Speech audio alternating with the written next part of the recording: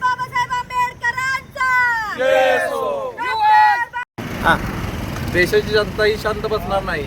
या देशातला युवा वर्ग हा सुशिक्षित आहे. सुशिक्षित असून हा एकत्रीकरणाच्या आता सोबत चाललेला आहे. आम्ही सर्व युथ पॅन्थरच्या वतीने या देशातील युवक एकत्र करून या प्रस्थापित सरकारला पाडण्याचा इशारा देतोय.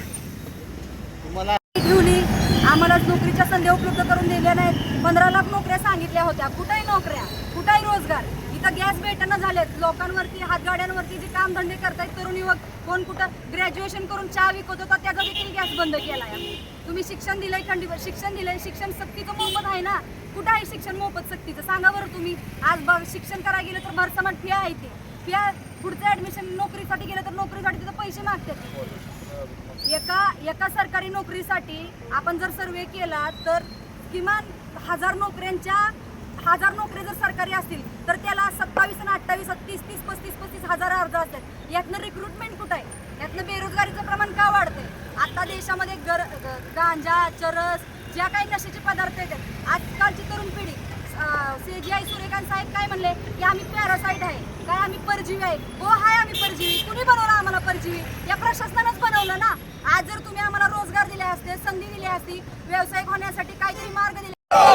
हम सब जुरळ है, हम सब जुरळ है, हम सब जुरळ है, अरे हम सब जुरळ है. अधिकार असो वरती आहे. लोन घ्यायला गेलं तर काय म्हणतात, तुमचं सिबिल खराब आहे, आम्ही देऊ शकत नाही, कोटा पूर्ण आहे. 100 वेळा त्या बँकेच्या चक्रा मारायला लागतात. काय करणार आम्ही? शेवटी जुरळच व्हायला लागलं ना. आम्हाला वाळवी नाही बनायचं. आम्ही किमान जुरळ तरी आम्हाला संपवलं त्यांनी. जुरळाचं काम काय असतं? खरकट साफ करणं.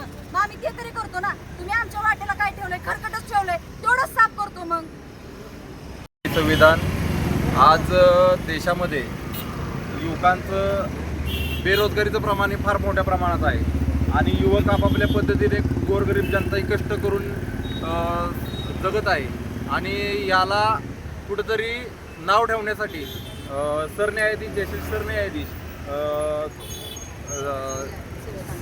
सूर्यकांत यांनी युवकांना हिणवलं आहे, जुरळ म्हणून उपमा दिली आहे.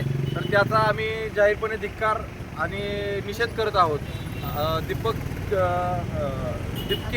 अभिजित दिपके या युवकाने एक नवीन प्रकारे युवकांना एकत्र आणण्यासाठी कॉक्रोच जनता पार्टीची स्थापना केली आहे.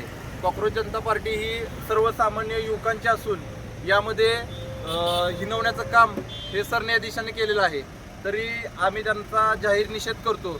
सरन्यायाधीशांना एकच सांगणं आहे की देशाची जनता ही गप्प बसल्याशिवाय राहणार नाही आणि गप्प बसल्याशिवाय राहणार नाही, शांत बसणार नाही.